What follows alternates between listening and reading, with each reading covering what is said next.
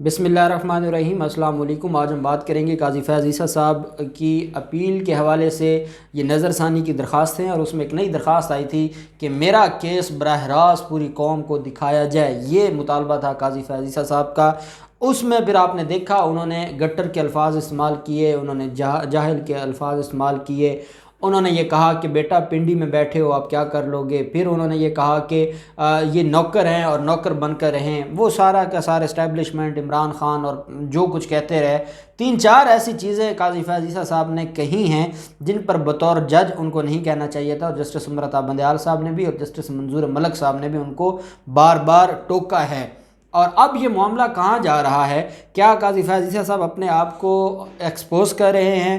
کیونکہ میں ایک بات کا ضرور جو ہے وہ ذکر کروں گا کہ نہ میں نے وزیر اعظم عمران خان کی زبان سے کبھی قاضی فیض عیسی صاحب کے بارے میں کوئی بات سنی ہے، نہ فروغ نسیم صاحب نے کبھی کوئی بات کی ہے، نہ شہزاد اکبر نے کوئی بات کی ہے۔ اگر وہ جو بھی کہہ رہے ہیں ان کا ایک طریقہ کار ہے، اگر ان کو کوئی لیگیلٹی لگی ہے، انہوں نے پراپر فورم کو جو ہے وہ دیکھا ہے یا پراپر فورم پر وہ گئے ہیں، لیکن اس کا یہ مطلب نہیں کہ آپ جو ہے وہ عدالت میں آ جائیں، آپ کے میڈیا کے لوگ بھی بیٹھے ہوں۔ اب آپ اندازہ لگائیں، فیڈرل یونین آف جرنلسٹ جو ان کی طرف سے جو وکیل پیش ہوئے، انہوں نے قاضی فیض عیسی صاحب کے جو ریمارکس آرگومنٹس تھے انہی کو اپنا لیا، تو اس کا مطلب تو یہ ہوا کہ میڈیا کے جو لوگ بیٹھے ہیں یا جو میڈیا کے بڑے ہیں وہ تو قاضی صاحب کے ساتھ ہیں، پھر قاضی صاحب کو کس چیز کی ٹینشن ہے؟ اور پھر قاضی صاحب نے خود وکالت کا جو ذمہ اٹھا کر اپنے کیس میں جب وہ خود وکیل بن کر پیش ہوئے تو انہوں نے پھر جو ان کے دل میں آیا انہوں نے بولا، کیونکہ وہ جج کی کرسی پر بیٹھ کر یہ نہیں بول سکتے تھے، انہوں نے اپنا سارا غصہ نکالا اور جتنا نکال سکتے تھے نکالا۔ پھر کچھ ایسے الفاظ بھی استعمال کیے جس پر میں سمجھتا ہوں کہ حکومتی جو ممبران ہیں ان کی بڑی جو ایک بڑا پان ہے کہ وہ خاموش رہیں، نہیں تو یہ معاملہ تو کہیں اور چلا جاتا۔ اب ہوا کیا ہے؟ آج کی جو سماعت ہے 10 رکنی بینچ تھا جسٹس عمران صاحب کی سربراہی میں، جسٹس منظور باقر صاحب، جسٹس منظور احمد ملک صاحب، جسٹس مظہر عالم میاں خیل صاحب، جسٹس سجاد علی شاہ صاحب، جسٹس سید منصور علی شاہ صاحب، جسٹس منیب اختر، جسٹس یحییٰ آفریدی صاحب، جسٹس قاضی محمد امین احمد اور جسٹس امین الدین خان، یہ شامل تھے اس بینچ میں۔ قاضی فیض عیسی صاحب نے اس میں جو ایڈیشنل اٹارنی جنرل تھے ان کی بحث پہلے مکمل ہو چکی تھی، بڑی جو ان کا دبنگ ایک بحث تھی، اور اٹارنی جنرل خالد جاوید خان کیونکہ کرونا کی وجہ سے وہ پیش نہیں ہو رہے تو ان کی غیر موجودگی میں بڑے اچھے طریقے سے ریپریزنٹ کیا قوم کو اور حکومت کو ریپریزنٹ کیا، یا اٹارنی جنرل کو یا صدر پاکستان کو یا وزیر اعظم کو ریپریزنٹ کیا۔ براہ راست کوریج پر قاضی فیض عیسی صاحب نے، اب یہ دلائل میں نے مختصر لکھے ہیں وہ میں آپ کو پہلے بتا دوں اور پھر اس کے اوپر 2-3 پوائنٹس ہیں جو آپ کے ساتھ شیئر کرنا بڑا ضروری سمجھتا ہوں۔ قاضی فیض عیسی صاحب نے اپنے دلائل میں یہ کہا ہے کہ حکومت ججوں کے پیچھے پڑنے، ججوں کی جاسوسی کرنے کے بجائے اپنا کام کرے۔ انہوں نے کہا میں اکیلا ہوں، اکیلا ہی چٹان کی طرح کھڑا رہوں گا۔ پروپیگنڈا کیا جا رہا ہے کہ جونیئر جج کبھی سینئر کے خلاف فیصلہ نہیں دیں گے۔ کہا گیا عدالت معاملہ فل کورٹ میٹنگ میں بھجوا دے، اگر chief justice full court meeting ہی نہ بلائیں تو کیا ہوگا؟ اب یہ کس پر الزام لگا رہے ہیں؟ چیف جسٹس پر، اور پہلے چیف جسٹس صاحب پر الزام ان کی وائف بھی لگا چکی ہیں۔ چیف جسٹس صاحب کا قصور یہ ہے کہ وہ اس 5 رکنی بینچ کا حصہ تھے جو سپریم جوڈیشل کونسل کا جس میں ان کے خلاف ریفرنس آیا تھا اور ان کو شو کاز جاری کیا گیا تھا کہ بھئی آپ کے خلاف یہ ایلیگیشن آئے ہیں، جواب تو دیں۔ کیا اتنا پوچھنا بھی گستاخی ہو گئی ہے؟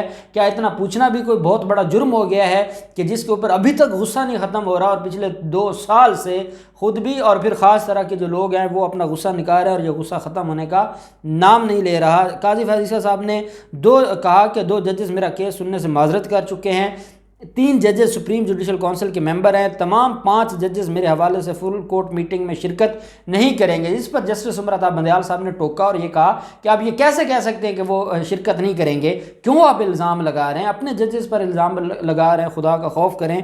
جس پر قاضی فیض عیسی صاحب نے جواب دیا کہ حکومت نے کہا تھا کہ لوگ جاہل ہیں، عدالتی کارروائی نہیں سمجھ سکتے۔ جسٹس عطا صاحب نے ریمارکس دیے کہ ایسے الفاظ حکومت نے استعمال نہیں کیے۔ آگے عطا صاحب کہہ رہے ہیں قاضی فیض عیسی صاحب کو کہ خدا کا خوف کریں، وہ بات نہ کریں جو حکومت نے کی نہیں ہے، کیوں آپ ایسی بات کر رہے ہیں؟ ساتھ بندیال صاحب نے کہا آپ کا بولا ہوا ہر لفظ میڈیا رپورٹ کر رہا ہے۔ کل آپ نے گٹر کا لفظ استعمال کیا جس کو بڑھا چڑھا کر پیش کیا گیا اور وہ کہاں سے کہاں پہنچ گیا، تو آپ جج ہیں، آپ وہ الفاظ استعمال کریں جو آپ کو زیب دیتے ہیں، آپ ادھر ادھر کی باتیں نہ کریں۔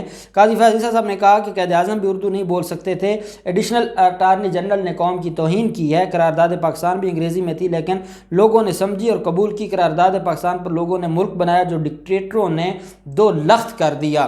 اب وہ سارا جو قصور ہے وہ ڈکٹیٹرز کا ہے، اور جو اس وقت جن کو ووٹ چاہیے تھا، جن کے پاس سیٹیں کم تھی، جنہوں نے تسلیم نہیں کیا تھا، وہ آج تک جمہوری پارٹی ہیں اور وہ آج تک ان کا بھٹو بھی زندہ ہے، اور ڈکٹیٹرز نے جو ہے وہ دو لخت کیا، اور اس میں جو کردار ہے سب سے بڑا وہ چیف جسٹس، سابق چیف جسٹس منیر ملک صاحب کا ہے۔ آپ مولوی تمیز الدین کیس کو اٹھا کے پڑھ لیں، آپ دوسو کیس کو پڑھ لیں، آپ آسمہ جیلانی کیس کو پڑھ لیں، آپ بھٹو کیس کو پڑھ لیں۔ آپ کے ججز، حضور بطور وکیل میں گستاخی کر رہا ہوں کہ آپ کے ججز تھے، چیف جسٹس صاحب کا پڑھ لیں انہوں نے کیا کیا۔ اور میں ایک بات کرتا ہوں کہ پاکستان کی بربادی میں سب سے بڑا ہاتھ ہماری سابقہ ماضی کی جوڈیشری کا تھا۔ منیر ملک صاحب کی ججمنٹس، چیف جسٹس جو سابق چیف جسٹس منیر تھے ان کی ججمنٹس کو اٹھا کے پڑھ لیں۔ اور مولوی تمیز الدین ایک بنگالی تھا اور اس کے خلاف کیس آیا تھا اور وہ اتنے مایوس تھے، انہوں نے اپیل ہی نہیں کی تھی، تو وہ کس سے مایوس تھے؟ آپ جن ڈکٹیٹرز کی بات کر رہے ہیں، نو ڈاؤٹ ان کا ماضی میں جو کردار ہے وہ پاکستان کے حق میں اچھا نہیں رہا، لیکن آپ اپنے ادارے کو بھی تو دیکھیں نا۔ آپ جو مولوی تمیز الدین سے لے کے 200 کیس تک ججمنٹس کیا انہوں نے دی ہیں؟ مارشل لا ڈکٹیٹر لگاتا تھا، اس کو گرین ریولوشن آپ کہتے تھے۔ اگر مارشل لا لگتا تھا آپ اس کو جو ڈاکٹرائن آف نیسسٹی کا سہارا آپ لیتے تھے، اور پھر آپ الزام صرف ایک بندے پہ لگائیں گے تو یہ معاملہ پھر ایسے تو نہیں چلے گا۔ خیر، ساتھ قاضی فیض عیسی صاحب نے کہا کہ لسانی کارڈ کے استعمال نے ملک کو تباہ کیا ہے، حکومتی وکیل قانون گفتگو کریں، ڈرامے بازی نہ کریں۔ جسٹس منظور ملک نے جائل کا کوئی متبادل لفظ بھی بتایا تھا، جس پر جسٹس منظور ملک صاحب نے کہا میں نے تو بھائی کوئی بات نہیں کی، میں نے جاہل کا کوئی متبادل نہیں بتایا۔ قاضی فیض عیسی صاحب نے کہا کہ بلوچستان نے پاکستان بنا کر دکھایا، ضیاء الحق اور مشرف کے نام لینے سے بھی لوگ ڈرتے ہیں، ہم انہیں یہ نہیں کہہ سکتے کہ تم اس ملک کے نوکر ہو۔ اللہ کو تکبر بالکل پسند نہیں ہے، نہ اس کی معافی ہے۔ ان کا کہنا تھا کہ تمام قانون اور عدالتیں فیصلے نجی پرنٹنگ پریس شائع کرتے ہیں، شرم کی بات ہے کل اگر پرائیویٹ کمپنیاں چھاپنے سے انکار کر دیں تو کیا ہوگا۔ اب یہ ذمہ داری کس کی ہے، یہ ٹھیکے کون دیتا ہے، یہ جناب جانتے ہیں۔ عدالت عظمیٰ کے جج نے یہ بھی کہا کہ ججز کے پیچھے نہ پڑیں، ان کی جاسوسی نہ کریں، بول کے مالکان ملک کا مستقبل اور میں غدار ہوں۔ بول کے مالکان جو ہیں جنہوں نے بات کی تھی اور اس پر ان کو پیمرا کا نوٹس بھی گیا تھا، قاضی فیض عیسی صاحب فرما رہے ہیں کہ وہ ملک کا مستقبل ہے اور میں غدار ہوں، ایسی صورتحال ہوئی تو اس ملک میں رہنا پسند نہیں کروں گا۔ یہ کہنا ہے قاضی فیض عیسی صاحب کا، اور یہ ہے ملک سے محبت کہ اگر مجھے کسی نے غدار کہا تو میں یہ ملک چھوڑ کر چلا جاؤں گا، یہ نہیں ہے کہ میں اس ملک میں ہی رہوں گا چاہے میرے ساتھ جو بھی ہو جائے۔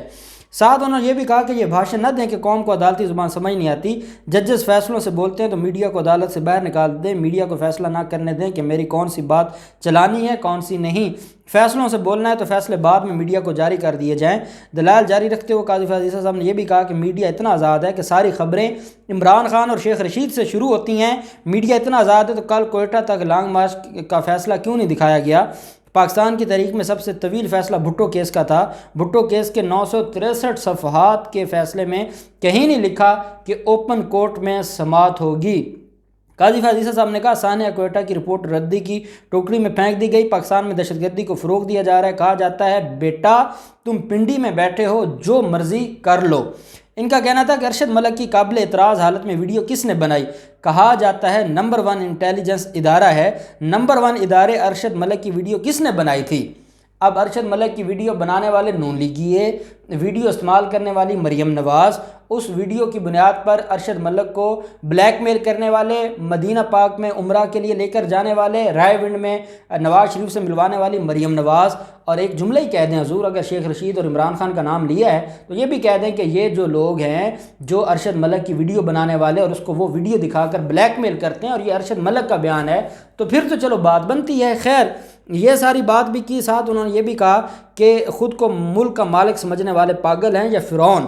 عمران خان نے کہا کہ اپوزیشن ایک جج کو اوپر چڑھانا چاہتی ہے، اپوزیشن مجھے کیسے اوپر چڑھا سکتی ہے، جج کو نکال دیں لیکن بلیک میل نہ کریں۔ ان کا کہنا تھا کہ وزیر اعظم نے ایک آئینی ادارے الیکشن کمیشن پر حملہ کیا ہے، کل عدالت کو بھی کہا جائے گا کہ استعفیٰ دے دیں۔ عمران خان واحد وزیر اعظم ہے جو ہیلی کاپٹر پر دفتر آتے ہیں، چاہتے ہیں کہ میں صرف فیملی اور سول مقدمات سنوں۔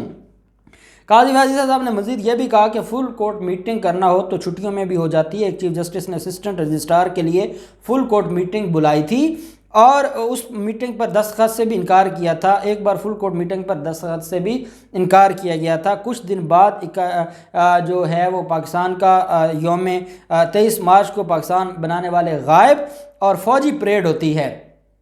جو یوم پاکستان ہے اس پر پاکستان بنانے والے غائب ہو جاتے ہیں اور پریڈ ہوتی ہے فوجی۔ اب فوجیوں کا کیا تعلق پاکستان بنانے سے، یہ کہنا ہے قاضی فیض صاحب کا۔ ملک ٹینکوں سے نہیں قلم سے بنتے ہیں، کچھ عرصہ بعد قائد اعظم کی جگہ ضیاء الحق کی تصویریں لگیں گی، یہ کہنا ہے قاضی فیض صاحب کا۔ اب انہوں نے حمود الرحمان کمیشن رپورٹ کا بھی حوالہ دیا اور جو ہے وہ ساتھ انہوں نے یہ بھی کہا کہ جو پاکستان کیوں ٹوٹا اس کے اوپر بحث کیوں نہیں ہو سکتی۔ حمود الرحمان کمیشن رپورٹ بھی نالے میں پڑی ہے، کیا طاقتور افراد کو جاہل قوم سے ڈر ہے؟ حمود الرحمان کمیشن رپورٹ پر عمل نہیں کرنا تھا تو چیف جسٹس کا وقت کیوں ضائع کیا؟ حمود الرحمان کمیشن رپورٹ کا اردو ترجمہ کیوں نہیں کرایا جاتا؟ جس پر عمر عطا بندیال صاحب نے ٹوک کر کہا کہ جناب حمود الرحمان کمیشن کا اردو ترجمہ آ چکا ہے، جس پر قاضی فیض نے بتایا کہ بھارت میں کسی نے ترجمہ کر کے انٹرنیٹ پر اپلوڈ کر دیا ہے۔ جسٹس منیب اختر نے کہا کہ ایڈیشنل اٹارنی جنرل حکومت کی نمائندگی کر رہے ہیں، دوسرے فریق کے وکیل کی تذلیل نہیں کرتے۔ ایڈیشنل جنرل نے قانونی نکات پر دلائل دیے تھے تو حضور آپ بھی قانونی نکات پر دلائل دیں۔ خیر یہ معاملہ اسی طریقے سے قاضی فیض صاحب اور یہ ساری بحث جو ہے، اور ابھی یہ کافی لمبی بحث تھی اور یہ ساری سننے کے بعد نتیجہ آپ نے نکالنا ہے، قوم نے نکالنا ہے کہ کیا یہ کوئی قانونی کیس لڑا جا رہا تھا، کیا یہ کوئی قانونی پوائنٹ تھے۔ آپ کل جو ایڈیشنل اٹارنی جنرل تھے ان کے بھی آپ آرگومنٹس سن لیں، انہوں نے قانون کے مطابق ساری بات کی ہے، اور یہاں بھی آپ سن لیں کہ نہ عمران خان کو چھوڑا گیا ہے، نہ اسٹیبلشمنٹ کو چھوڑا گیا ہے، بچایا گیا ہے تو خاص گروپ کو بچایا گیا ہے اور باقی سب کو رگڑا گیا ہے۔